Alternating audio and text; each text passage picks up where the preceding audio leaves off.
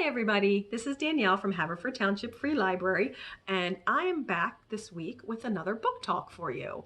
This time I'm going to take it a little younger. Instead of doing an adult book or a young adult book, I'm going to do an elementary school book by one of my favorite authors.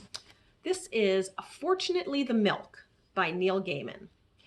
Fortunately the Milk was published by Harper in 2013. It's a young reader book recommended for ages 8 through 12. And Fortunately the Milk is a story about two children and their father who are about to have breakfast when they realize they don't have any milk. So the father leaves to go buy some milk, and he doesn't return for a really long time. The son just assumes that the father ran into somebody that he knew at the store and started babbling on and lost track of time, and the son starts getting really frustrated. But when the father returns, he has a story that's so fantastical that neither one of the children can believe it.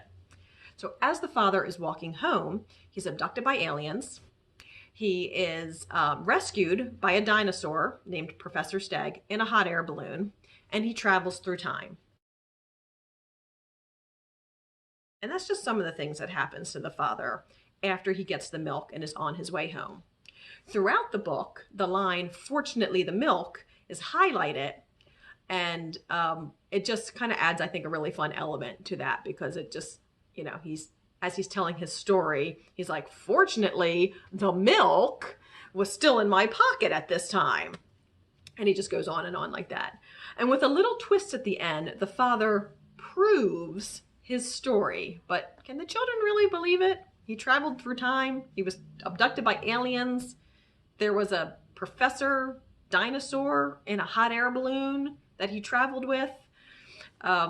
But he somehow proves his story, at least he believes he does. And the ending really left me smiling at the end. The end of the book really left me smiling. I listened to the audiobook, which I do with all of Neil Gaiman's books, in which he is the reader, because his voice is just my favorite sound in the world. But aside from that, this was a fun book with a fantastical, unbelievable story. Even though that it is recommended for ages 8 to 12, I think you can go younger with this book, and you can go older, because I read it as an adult.